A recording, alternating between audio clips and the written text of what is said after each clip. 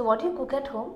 I cook lots of vegetables, lots of lean meats, and I try not to cook anything white because most things that are white, especially grains and rices and everything, if they're white, they've lost their fiber, they've lost their nutrients because they've been refined. So at home we use jaggery and we use brown sugar and we try not to use white sugar. We use atta over maida.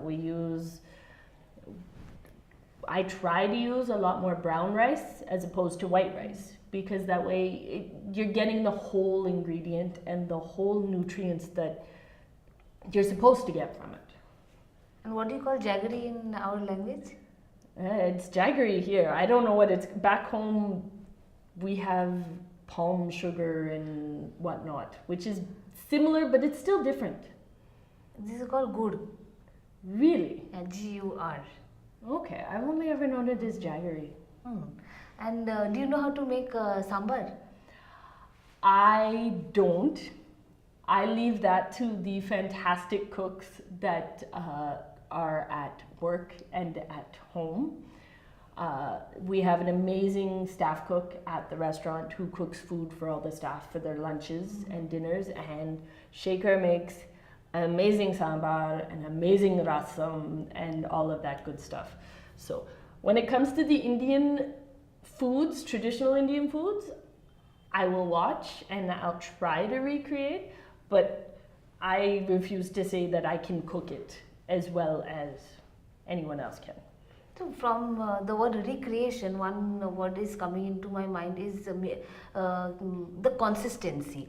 There's when I make dal, my dal is different every day. So is it also that in your...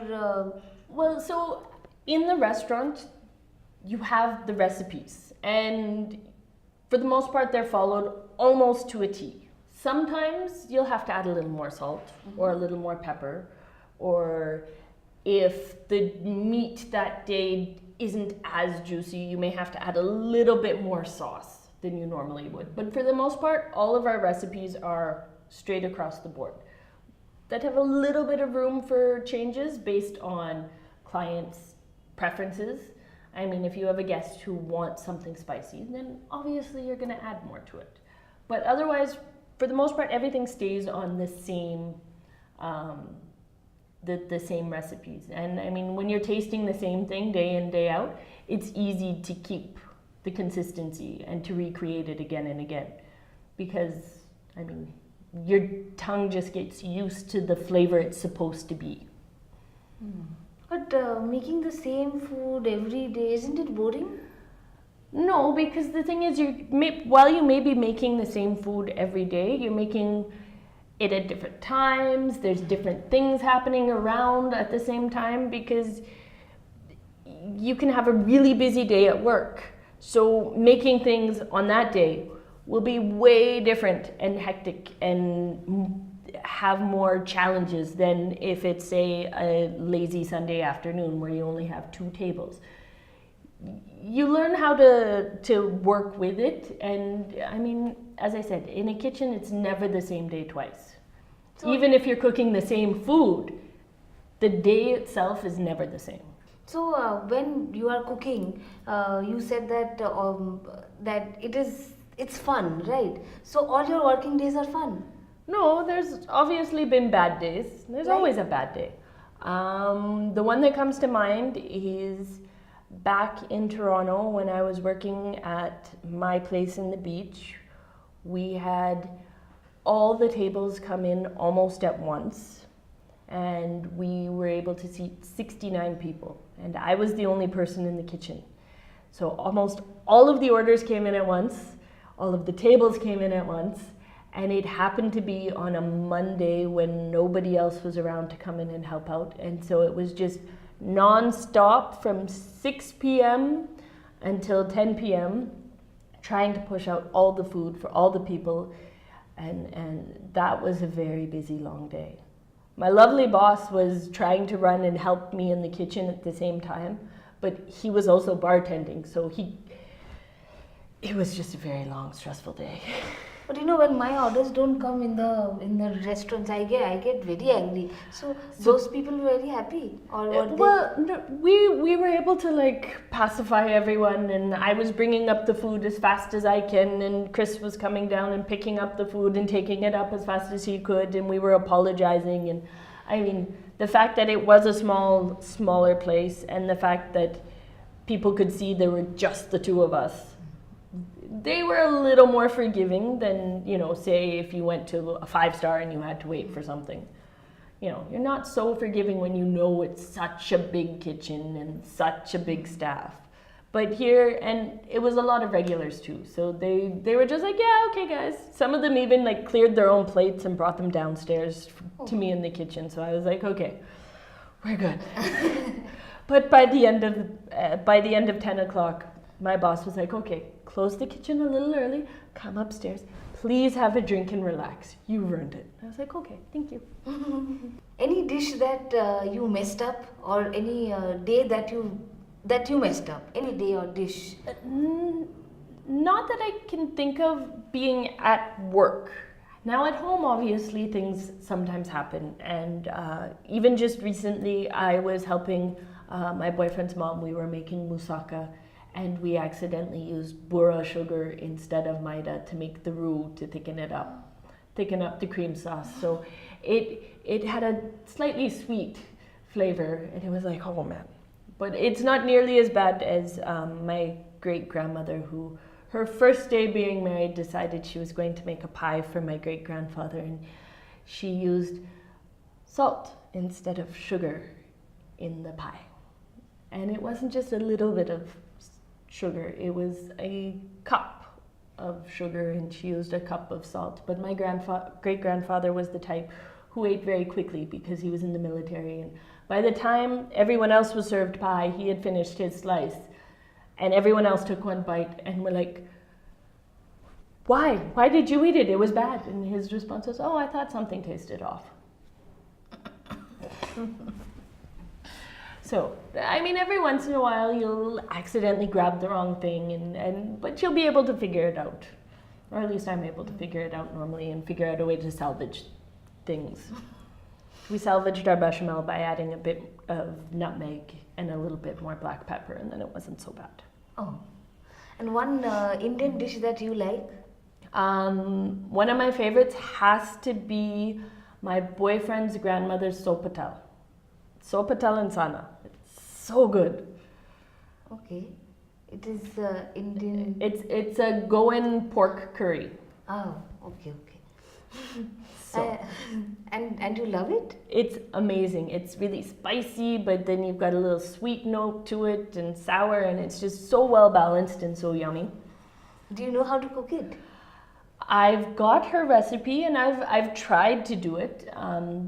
Actually, back before I moved here, I used to do a version of it, a much milder version of it, for the bistro I worked at, and we would use, instead of using all sorts of pork shoulder cuts and having all the fat in it, we would do it using smoked pork chops. So it'd have this nice smoky flavor, and it got quite a following. So it wasn't traditional in any way, shape, or form, but it had all of the flavors and the influences. So, if I could ask you that, maybe that one thing that you don't leave your house without, what would that be? On vacation, my knives.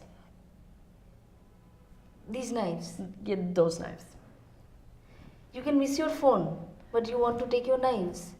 Well, if I'm going into a kitchen that I've never worked in or been to, and I'm cooking on my vacation, I want to make sure I have knives that actually cut. You want to cook on your vacation? Yeah, normally I go up to Kodaikanal with my boyfriend, and we stay in a little hut that has a kitchen, and we'll go to the market and get food. And as I said, cooking it's just what I do. It's who I am. I mean, I love to cook. I love being in a kitchen. So yeah, I always make sure I bring my knives. And can I touch them? Yeah. So yeah, this looks very big. Okay. All different size. So it is all for different purpose. Yeah, so you've got this. This is a slicer. So you can use it for breads, but it's Okay. also really good for meats. So Okay. cooked meats, you can slice it nice and thin. It's also good for your onions Okay. because it's so sharp, it actually makes it so you're less likely to start crying. So I love using this for onions because that way I don't cry so much because the serrated edge stays sharp Okay. longer than a regular knife. And this one? So this is your chef's knife. So this is a 10-inch blade. So this is for all of your heavy chopping, like cutting through potatoes and gourds and pumpkin and all of that stuff. It makes it really easy. It's also good for your raw meats, like to take apart a chicken. This is your best friend because it gets through all the joints and it has a nice heft to it. So you don't have to put as much effort into the cuts. And this one? So this is based off of a Japanese knife, a Jinsu knife. And if you look, it's got these little dimples. So that is for cutting soft things, like cheese that might stick. Because of the dimples, it doesn't stick to the knife. Okay, and all these are from same company? No, so this one is German. This is a Forstner. This one is also German. This is a Henkel. Okay. And then this is a Mac, which is actually Italian, I think. Yeah. No, all these years, when I buy a lighter, then I will get one knife free. I never thought that knives can be. Then can you cut some vegetables for me? Sure. Let's see which knife you use for what. I have eggplant, I have tomato, I have carrot, and I have one onion. All right, so the onion, we'll give you a couple tricks too. So we'll use the slicer on the onion. Now, if you want to make a nice finely diced onion, you take off just the tip of your root. Okay. Okay? Because then when you cut it in half and you peel it, it stays together. Okay. So now you take your knife and you follow around the outside, and then you have a nice dice Bah. and it doesn't slip and slide on you. But I have heard, Tori, that chefs can cut things very fast. Is it a myth? Some things you can cut fast. I mean, you always have to make sure you are looking where you're cutting. Otherwise, you run the risk of cutting yourself. But, I mean, some things can be cut quickly. Like, I know a lot of people who cut mushrooms really quickly because it's soft, but it's not mushy. So you can just go for a mushroom, and it's nice and easy. All right, here. And then your tomato. So you are using a different knife for tomato. Yeah, so you can use the serrated knife for the tomato. It's actually really good. But this one's nice and sharp right now, so it won't smush the tomato. And you always got to take your cores out. But yeah, so this one, because it's sharp, it'll go right through. Otherwise, you use a serrated knife, and that way it won't smush the tomato. Because sometimes when you get tomatoes, if they're soft, they get really difficult to cut. So for those tomatoes, you need to use a serrated knife.